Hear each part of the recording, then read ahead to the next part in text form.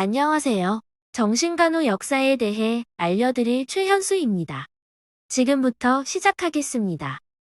발표 진행 순서는 서양 정신간호의 역사를 알기 전에 서양의 정신치료의 역사 먼저 알고 그 다음에 서양 정신간호의 역사, 한국 정신간호의 역사 순서대로 진행하겠습니다. 서양 정신치료의 역사입니다. 원시시대의 정신질환은 신이나 악령과 같은 초자연적인 힘에 의해 생기는 것으로 보았고, 치료도 초월적 힘의 도움을 받는 방식을 택하였고, 주문, 부적 등 마술적이고 종교적인 의식을 행하였습니다.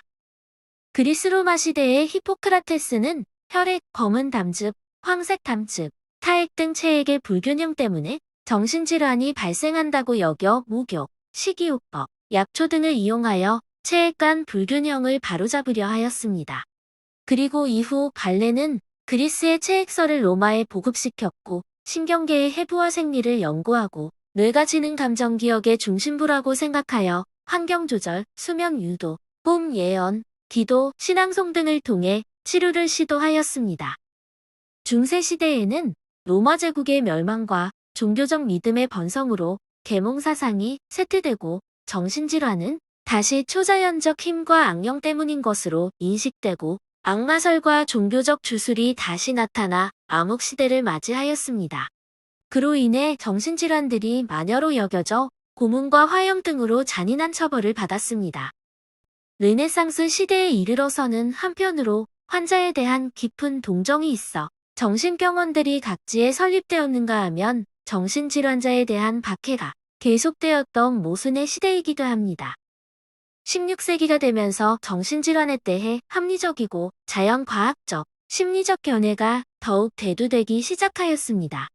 그리고 이때 플레이터는 증상에 따라 질병을 분류하고 장애의 정신적 요인을 강조하였으며 의학을 철학에서 분리하여 자연과학의 일부로 생각하도록 하는데 공언하였습니다. 17세기에는 정신질환자에게 쇠사슬을 사용하였고 정신의학에서는 악마설은 쇠퇴하고 정신병은 뇌장애라는 의견이 대두되었습니다. 18세기 미국의 정신의학의 아버지인 벤자민 러시는 미국 최초로 정신과 병동을 만들어 정신질환자를 입원 치료를 실시하였습니다. 그리고 18세기 말에 사회개혁과 도덕적 치료운동의 선구자인 파이널은 정신질환자의 쇠사슬을 풀어주고 깨끗한 환경에서 환자를 인도적으로 치료하였고 또한 도덕적 치료도 도입하였습니다. 19세기에는 정신의학이 신경과에서 분리되면서 현대의학의 한 전문 분야로서 역사가 시작되었습니다. 그래서 19세기 중반부터 뇌는 마음의 기관으로 인간 행동은 철학이나 종교에 의해서가 아니라 신경학적으로 정신장애가 생물학적 원인에 의해 생긴다는 견해가 강해졌습니다. 20세기에 들어 정신질환자의 수가 증가하면서 대형 수용소가 생겨났고 이때의 치료는 혐오감을 불러일으키는 구속하는 복장, 전기 충격, 인슐린, 쇼크 치료, 전두엽절 제술 등을 시행하였습니다.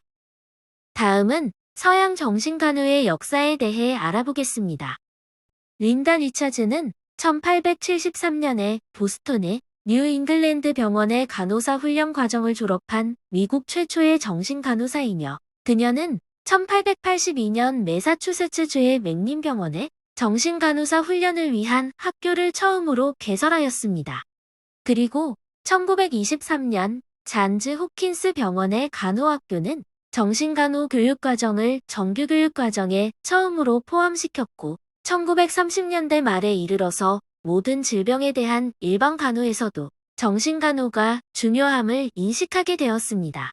2차 세계대전 이후의 전쟁으로 인해 정신질환자가 급증하고 숙련된 서비스를 제공하고 상급 과정의 정신간호사가 요구됨에 따라 대학원 과정이 생겨나기 시작했다.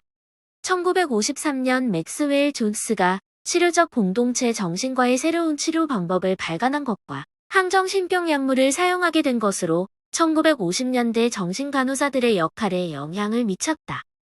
1960년대 정신간호의 초점은 1차 예방과 지역사회 의뢰로 전환되기 시작하였으며 이러한 변화에 정신간호가 정신건강간호로 불리게 되었습니다. 1970년대 간호의 전문화가 활성화되면서 정신간호사는 전문 간호 실무의 주도자가 되었습니다. 1980년대에 뇌영상 기술이 발달하고 1990년대가 뇌의 해로 명명되면서 인간 행동의 생물학적 근거에 대한 연구가 활발하게 이루어졌습니다. 그리고 많은 정신심리 환자들이 정신생물학적 질환으로 범주화되고 있고 주로 정신약물요법으로 치료되었습니다.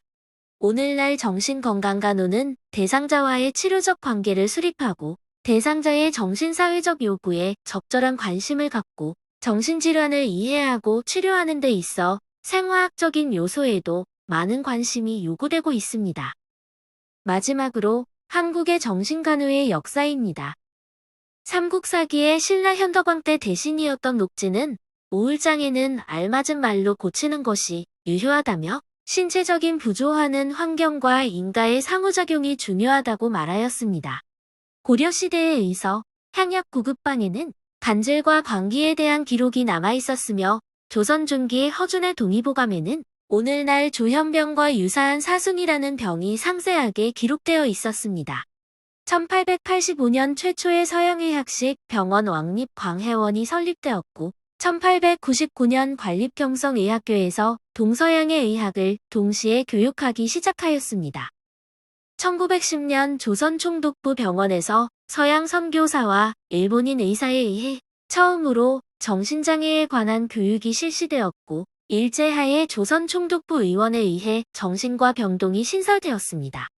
1953년 항정신병약물의 개발로 정신간호의 기능은 보호관리에서 점차 인슐린 혼수요법이나 전기 충격치료 시 일반적 신체간호, 환자 관찰, 투약 등으로 변화하였습니다.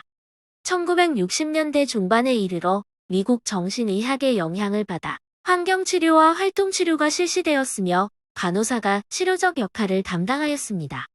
1970년에 대한간호협회가 창립되었습니다. 우리나라의 정규 간호교육 과정에 정신간호학이 최초로 포함된 것은 1970년이었습니다. 1992년부터 정신간호학회지가 발간되었습니다. 1993년에 대한간호협회 산하단체인 임상간호사회 산하에 정신간호 분야회가 창립되었고 1995년 한국정신보건전문간호사회가 창립되었으며 이 두 단체가 통합하여 2004년 대한간호협회 산하단체인 정신간호사회로 발족하였습니다. 서양과 우리나라의 정신간호의 역사에 대한 저의 느낀 점입니다.